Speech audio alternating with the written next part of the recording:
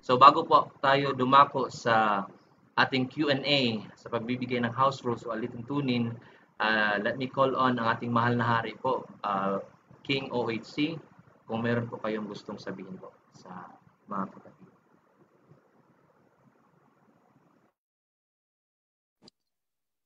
Magandang umaga, happy Sabbath mga kapatid. Wala akong gaanong sasabihin today except for a few announcement and updates. So, unahin ko yung sa revision ng Bible. The compilation of books. That is what I mean by Bible. Today, tatapusin namin ang revision starting this 2 o'clock. The revisionist will sit down to finish the content and contextual revision. So maaasahan nyo na this year lalabas ang ating version of the so-called Bible. So today yan, tatapusin. We have just nasa chapter 51 kami ng Isaiah, the last book na inaayos namin. 15, so there are 16. So we only 50. We have around 51. So we have 15 chapters to finish today. Then papasok tayo sa phase 2 of the revision, which is the proofreading. Mangangailangan kami dito ng mga volunteers na matatalas ang mata para makita ang maliliit na detalye na kailangang ayusin, tulad ng mga punctuation marks, mga quote, period, comma, spacing, capitalization, and the like. Kasi yun ang hindi namin napagtuunan at nakafocus kami sa main content. Then I would need a graphic artist, maybe an engineer, geodetic engineer na marunong sa scaling ng map. Because this version of our scriptures ay semi-illustrated, annotated type. So elsewhere, naka-annotate ang mga related verses. Kaya madali ninyong ma-counter-check kung tama ba ang pagkakasulat.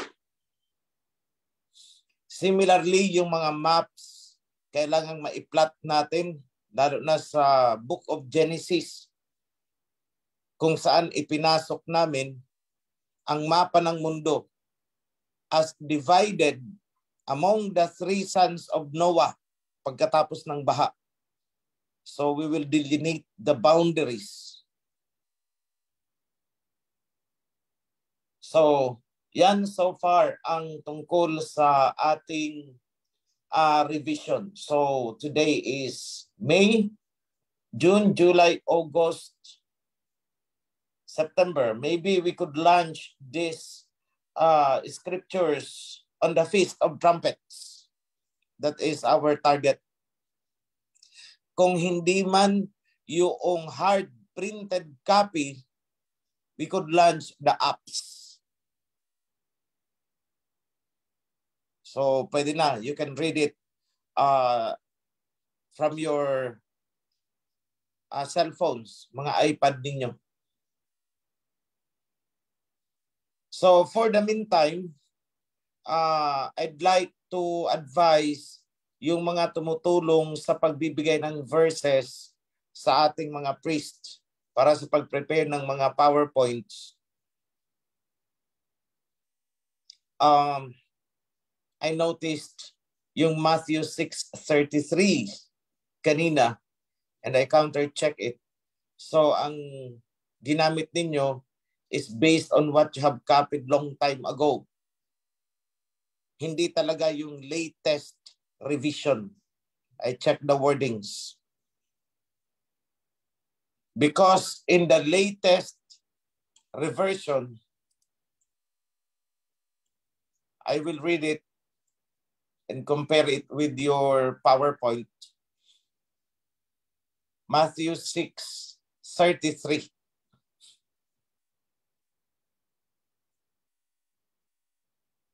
It says in here, but rebuild first his heavenly kingdom and seek his righteousness. Nandun yung word na seek.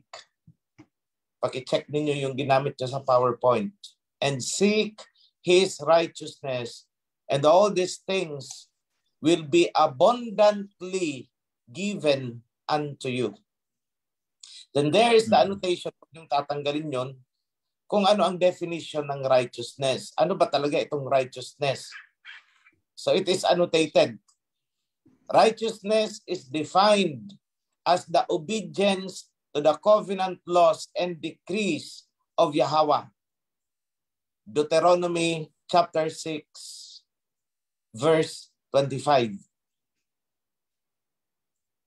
So, habang kami ay patuloy na nagre-revise, kahit ay Isaiah na lang ang natitira namin, tinatapos, we always go back doon sa mga related verses for some adjustments. Kagaya nito, nung inayos ito noon, hindi pa namin natatagpuan yung Deuteronomy 6:25.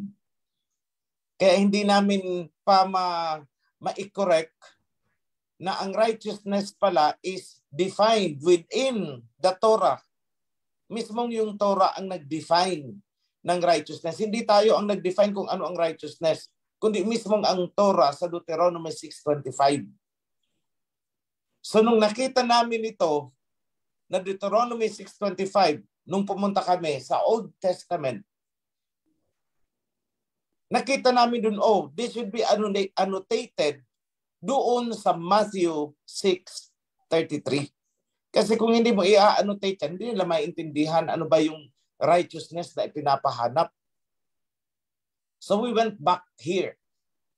At doon namin ilagay as annotation, righteousness is defined as the obedience to the covenant laws and decrees. Nakalagay, Deuteronomy 6:25. So kapag may mga annotation na kadikit mismo yung verse na yon, basahin nyo, isabay nyo sa PowerPoint. Yada. Kasi kung babasahin lang natin righteousness, hindi naman naintindihan ng mga tao ano ba talaga ang righteousness. Akala nila basta mabait ka lang, righteous ka na. Hindi po. Righteousness is more than just being bait-baitan. Kasi ang iba, basta ako'y walang inaagrabyo, basta ako'y sumusunod, basta ako'y ganito, righteous ako. But the scripture, the Torah itself, defined it as obedience. Saan?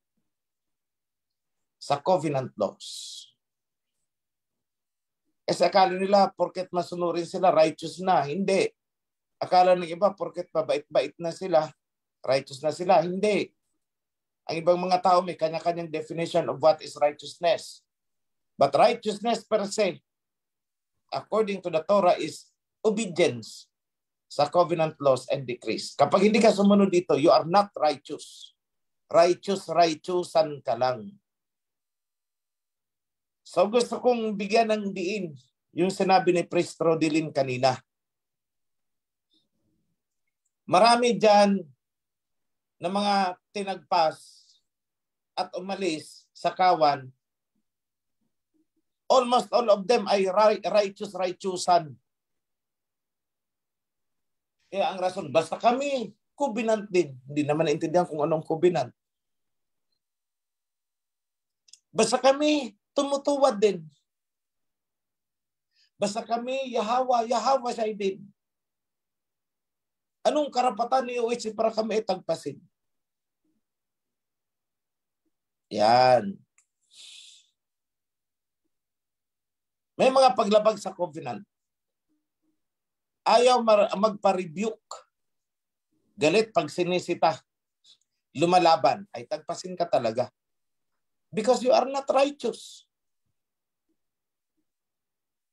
Pag sinabi natin righteousness is mag-obey ka sa covenant.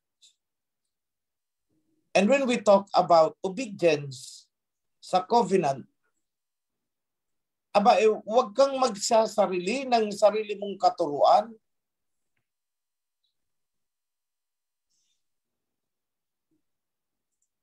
Huwag kang gagawa ng sarili mong rules.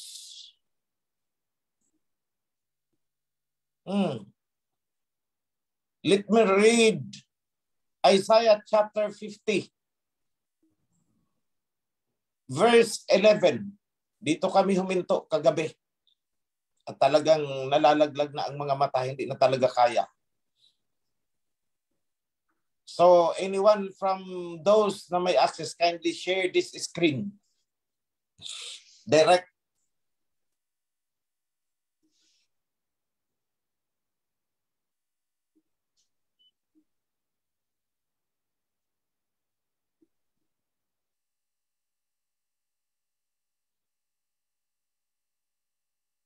Paki-share lang po para makita nila.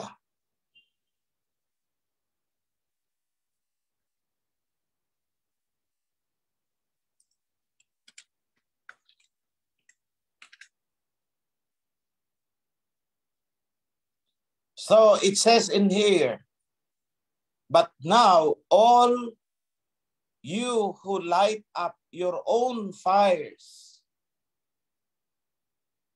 and provide yourselves with flaming torches, go walk in the light of your own fires, and of your torches you have set ablaze. This is what you shall receive from my hand. You will lie down in torment, declares Yahweh.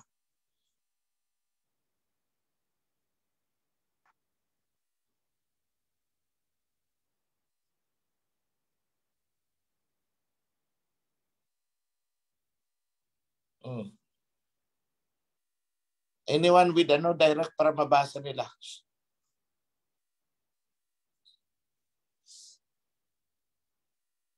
Oh, nagsasariling fire. Nagsasarili ng light.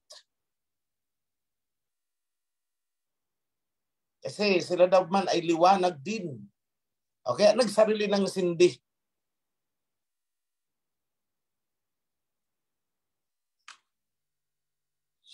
Kung titingnan mo ang previous verses, may idineclare pala talaga si Abba Yahweh na magdadala ng liwanag. Verse 50. The strength of the messenger. Verse 4. Yahweh the Alahayam has given me a well-instructed tongue to know the word that sustains the weary. He wakens me morning by morning, wakens my ear to listen like one being instructed. Verse 5. Yahweh the Alahayam has opened my ears, for I have not been rebellious, I have not turned away.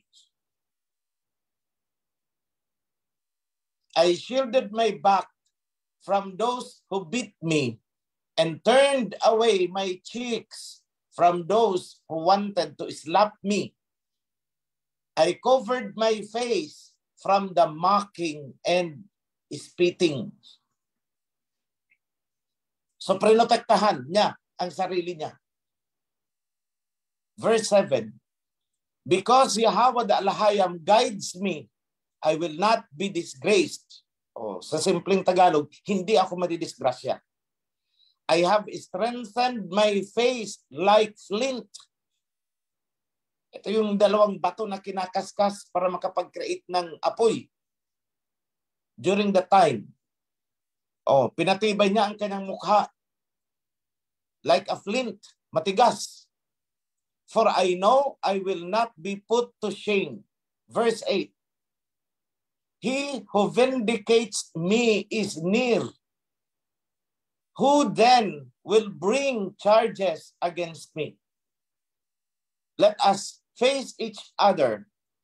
Who is my accuser? Let him confront me. Diba, ang dami lang bumangga. Ang daming nag-a-accuse, kaliwat kanan. Si UHC, ganito, ganito, ganito, ganito. Who is my accuser? Mga tauhan ni Satanas. Di ba? Nasusulat yan. Your accuser is Satan, the devil. Ibigay ko na yan sa previous. But I guess I have to annotate that here.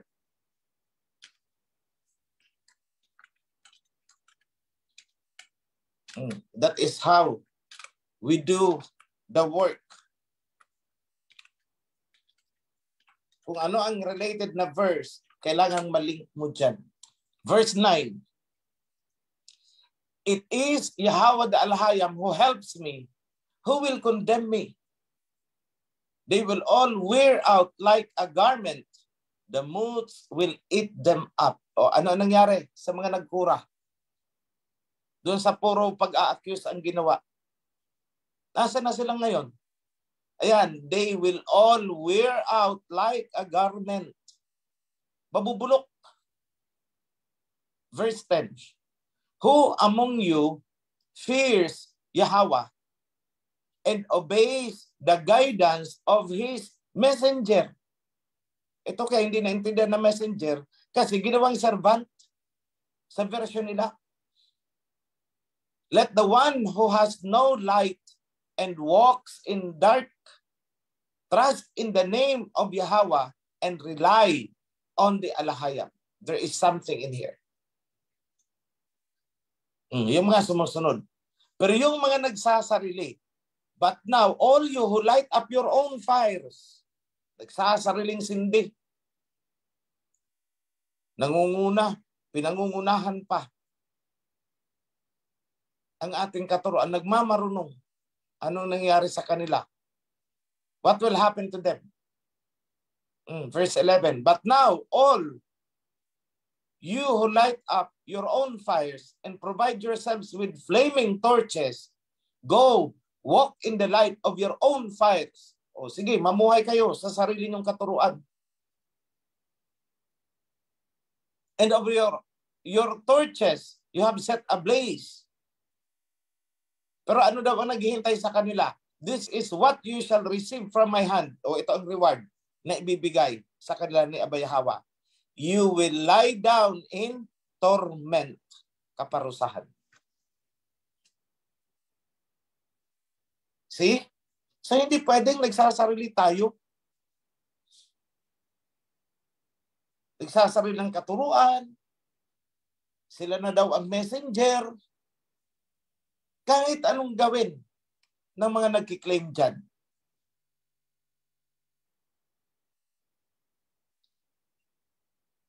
Hindi po nila pwedeng i-claim yan. Why? Kasi may naka-designate na dyan. Huwag pangarapin yung hindi naman talaga para sa'yo.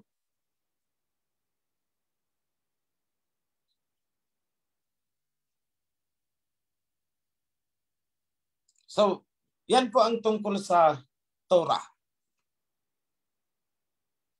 Now, let's talk about the status of the temple. Kasi, kagaya nung sinisimulan pa lang noon ang sa Cebu. Siyempre, hindi naman pwedeng i-construct yan overnight. Naalala ko noon, si Yuri, nagkalat. O, nasa na? Ang HOP na itinatayo sa Cebu. Wala naman. Niluloko tayo. Tumayo. Ganyan din ngayon. ipatagpas ko nga, edi tapos ang problema ko. Hindi ko na pinatulan ng kai-explain eh. O nasaan naman yung templo na sinasabi? Wala naman, wala naman, wala naman. Si Wichi, ganito, ganito yan, ganito, ganito, ganito. Punta kayo sa ganitong group, marami kayong malalaman tungkol kay OHC. Tama ba? Kalkalin mo ay ang buhay ko. Hindi mo kalkalin ang nilalaman ng Covenant para matuto ka. At ang private life ko, ang kinakalkal mo, more so yung nakaraan ko. Eh ako naman ang nagsasabi sa inyo, hindi po ako banal-banalan noong nakaraang panahon. Suwaila ko, labagista, lahat na ng kasalanan, ibaton nyo na sa akin, wag lang yung drugs. I did it. So don't expect na since birth ako'y naglalakad na santo at may halo sa ulo, yung parang ring sa ulo ng mga rebulto. Oh, don't expect that I am that way. No. Namuhay ako sa makasalanang pamumuhay before ng mga panahon na to. Bakit mo pa pahihirapan ang sarili mo sa kakakalkal kung ano si OHC? Ako na nga ang nagsasabi eh. Pareho lang po kami ni Moses. Moses makasalanan. Noong hindi pa siya tinatawag. Namuhay siya bilang Egyptian. Hindi niya alam na meron palang alahayam. At ang kanyang niluluhuran mga rebulto sa Egypt. Sapagkat siya ay namuhay bilang Egyptian. See, makasalanan. Pareho lang kami ni Moses. Kaya wag na kayong maghanap pa na ako'y magpapakabanal-banalan sa inyo. No, I'm not that.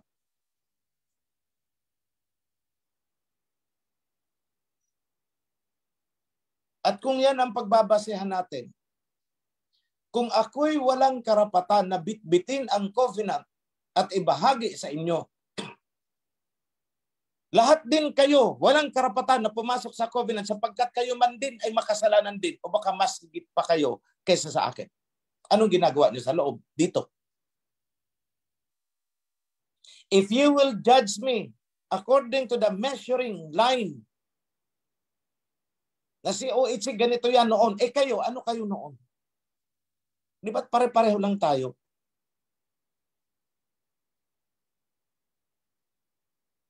So kung kakalkalin mo ako, edi kalkalin din kita kung ano ka noon. What you do unto me, I will do to you. What you implant on me, you will harvest.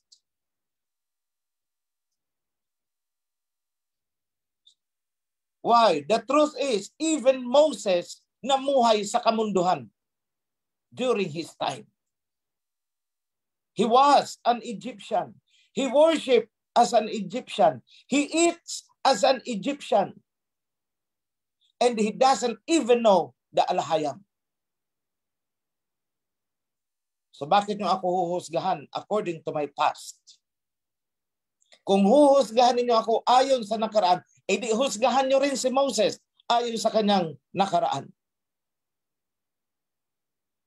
Si Moses na nagdala ng covenant at ako na nag-revive ng covenant ngayon. Husgahan ninyo. Then, kayo man ay huhusgahan din. Kung ako ay makasalanan noon, kayo man din ay makasalanan noon nung wala kayo sa covenant. So bakit naandito pa kayo sa loob? That's the question. Pero hindi na ako nag-explain dun sa taong yun. Waste of time. So ano ginawa ko? Tagpas. Sabi ko sa Joshua, huwag nyo nang pag-aksayan ng panahon yan. Ang dami natin trabaho. Tagpasin na ninyo dahil nang lalaso na ng mga kasamahan. Nilalaso na ang kung sino-sino. Tagpasin nyo na. O di na tagpas. Eh paano? Feeling righteous eh. Kung makahusga sa akin, wagas. Kasi feeling niya sa sarili niya, righteous. Yung pala, righteousan. O di natagpas. See? Now, for the information of everyone, tuloy-tuloy po ang construction ng temple. Itong mga nakaraang araw, nagbubuhos na po sila ng mga pundasyon. Siguro ko yung may mga collection of videos dito, ipakita nyo naman yan sa kawan para malaman nila. Huwag na kayong matakot. Kasi we have the, sa MISP noon, na huwag na munang ipapaalam. Kaso nakita namin, nasa Google na yung location . So ano pa ba ang dapat natin itakot? Ipakita nyo na kung ano ang nangyayari doon. Hindi naman talaga yan matatago.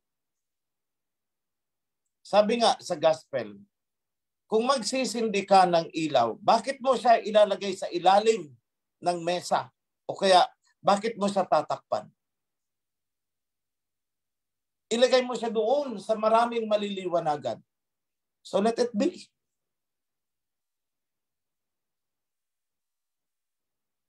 Huwag niyo nang isipin yung security about the location. Let them know kung saan. Hindi naman talaga yan matatago . Pinaliliparan nga tayo ng drone doon . Di ba? May maali-aligid na drone. For whatever reason.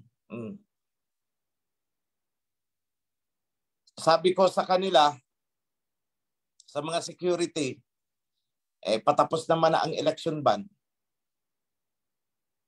sa baril. Yung mga drone na aali-aligid doon at nasa loob ng ating jurisdiction, barilin ninyo, pabagsakin nyo. Magreklamo ang gusto magreklamo. Because they are violating the privacy of the place.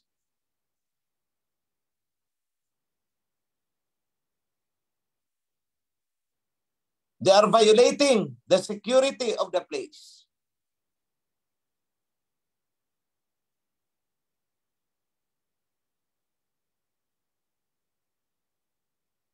Kaya sabi ko, pabagsakin nyo. Ali-aligid na andyan sa binibidyohan kung ano ang nangyayari sa loob. Pinipicturan ang mga tao. Pabagsakin nyo. Maghabol sila sa Tambol Mayor. Magdemanda sila. Baril nyo ang drone. Pabagsakin nyo.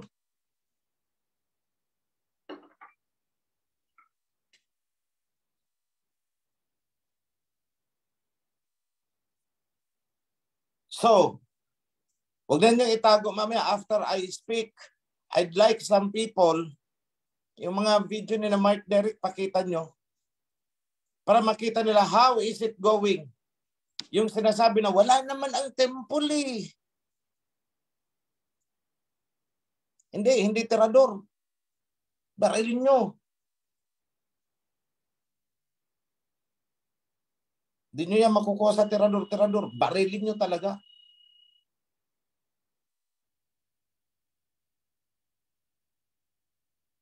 Bakit ba? Lisensyado naman ang baril. Lisensyado ang bala. Mura lang naman yan.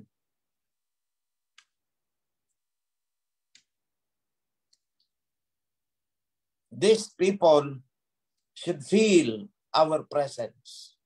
Pagkaakala nila pwede tayong sindak-sindakin.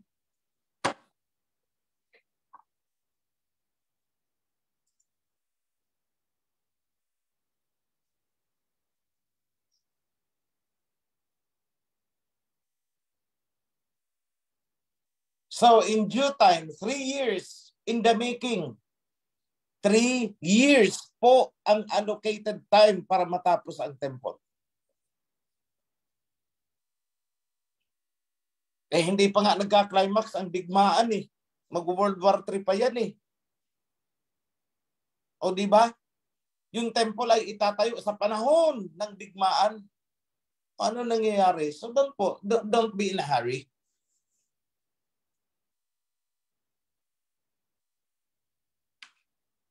Nasa introduction pa lang si Putin eh. Hindi pa nga sumali ang ibang bansa eh. Eh pag sumali ng ibang bansa ay parang orkestra yan. Sasayaw ka talaga.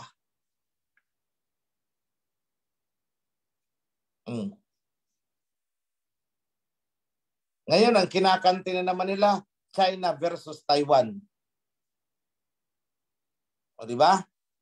O, nagpuputok doon sa kanluran, that is the western side of the semi-territory. Magputukan dito sa Taiwan, that is the eastern side of the territory. Eh di masaya. Ayaw tumigil ni Biden eh.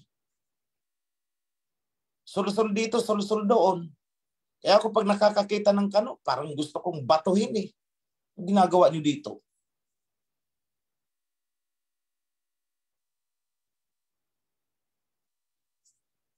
Doon kayo sa lugar niyo. May makarinig niyan, baka putulan tayo ng Zoom. Sige, friends na lang muna tayo. Friendly user muna tayo.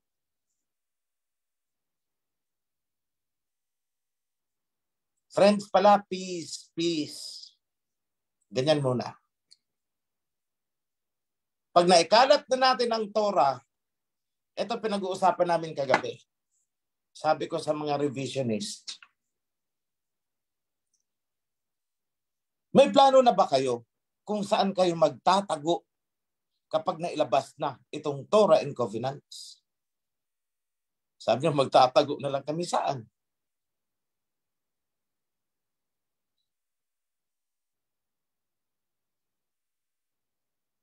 Eh talagang wawanted din yung mga nagsulat nito. Eh kung si Jose Rizal noon, nawanted eh. Napatay pa eh. Eh lalo na yung mga revisionist.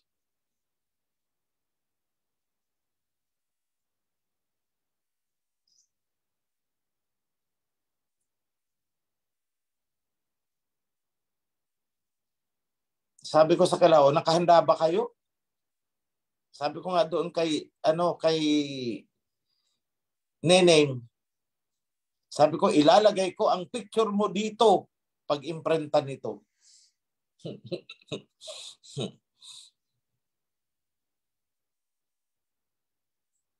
So that's why I am a bit, pero sa bagay, malalaman nila dyan.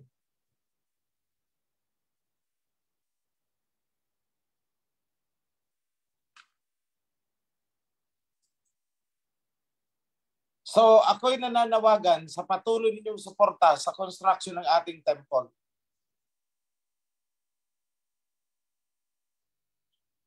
Huwag kayong magmamadali ng local HOP ninyo.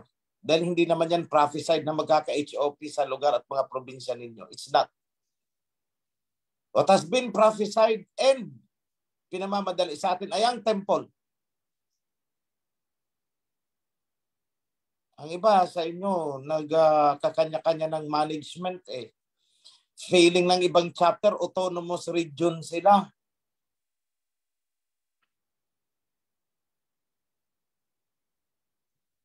Pag nagpaka-autonomous kayo sa inyo, you will find yourselves autonomous really pag ako ang kumilos at ako'y napuno. Sige, huwag kayong mag-cooperate.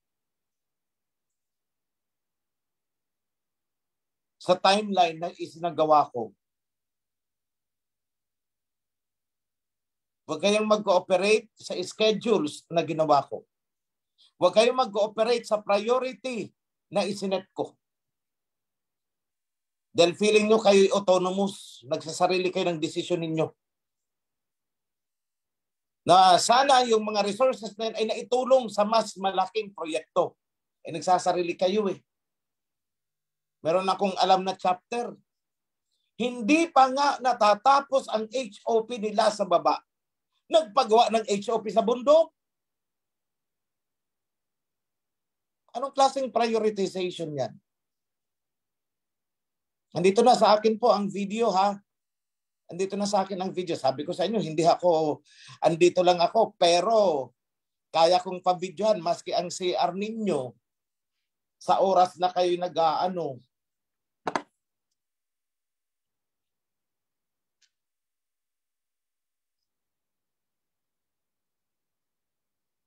May sarili lang silang schedule.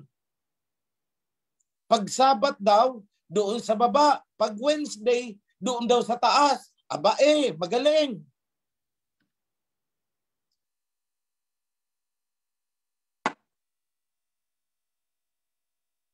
You are lighting your own light. You are lighting your own torch.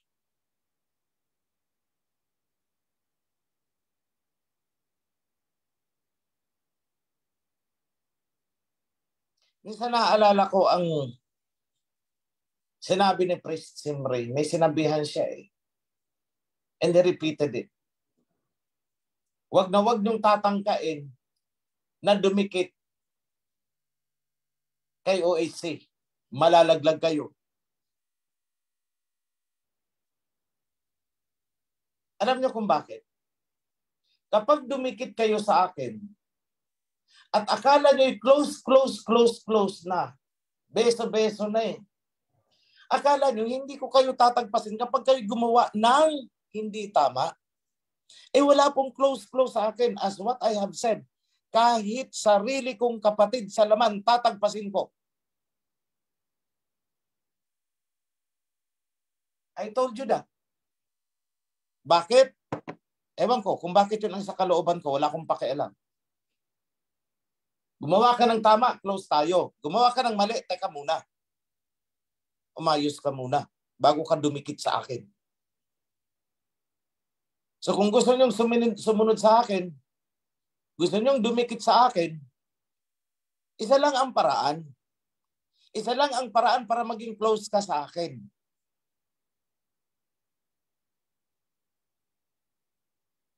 Gawin mo ng tama. Lumagay ka sa tama. Tamang hulog.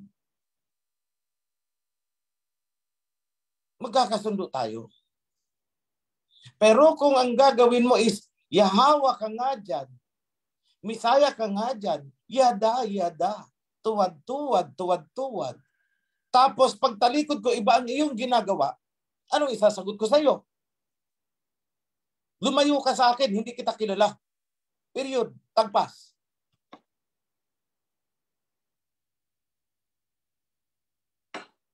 Sorry, yan ang ugali ko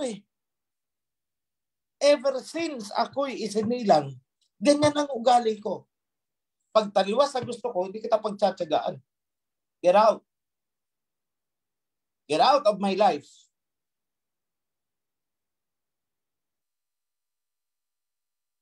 At pasensya na kayo. Masakit ako magsalita dahil prangka ako. Hindi ako marunong ng sugar-coated talaga. Sorry, hindi ako nag-aral sa ministerial colleges na itinuro yung kapag ikaw ay galit, ikaw ay ngumiti at ganito ang sasabihin mo. Pagpalain ka nawa, kapatid.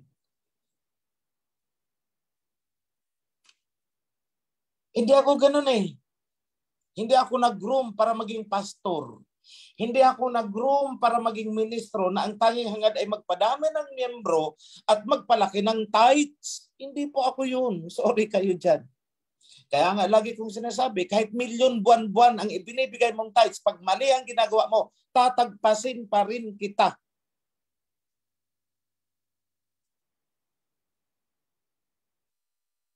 And I repeatedly, paulit-ulit ko yung sinasabi. Kaya yung mga feeling close sa akin, kaya ang lalakas ng loob na gawin ang gusto nila din, akala nila close na sila sa akin. And they are already untouchable. No. Hindi pwede yun. Papagpagin kita. Umayos ka lang. Magkakasundo tayo. When your priority is not my priority, we will part ways.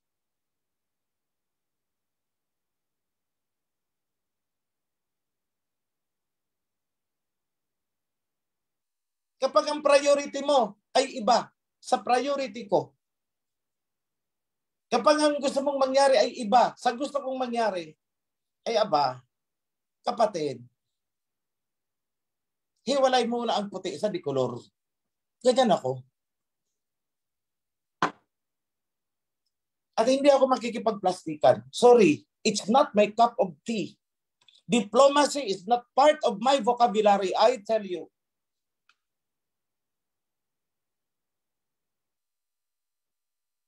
Kaya nga hindi ako pwede maging presidente ng bansa eh.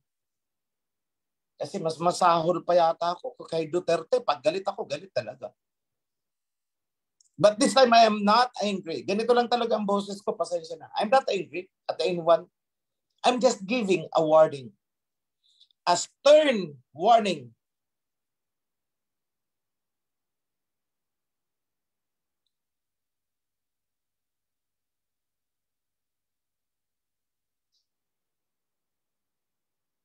Yan po.